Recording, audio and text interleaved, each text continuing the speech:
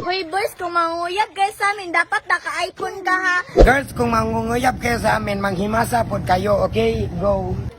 Kung ikaw na lang pangunguyaban namin, wag na lang. Ang asim-asim mo nga, tsaka hindi ka naliligo, tsaka namimili din kami ng lalaki, no? Yung gwapo, tsaka naka-iPhone, tsaka matangos yung ilong. Kaya kung ikaw, wag na lang.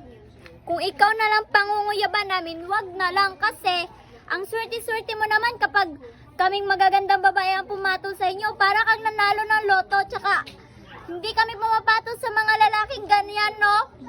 Oo nga, kung ikaw pangunguyaban namin, hindi ka nga naliligo araw-araw, kaya hindi ka gaya sa amin na araw-araw naliligo.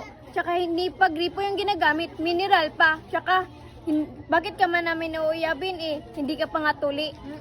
Ikaw, pangunguyaban namin, yan na mukha. Buti wag na lang, tingnan mo nga yung simod mo, napakalaki, tapos yung ilong mo, napakalaki. Para mapasukan ng napo kalangaw.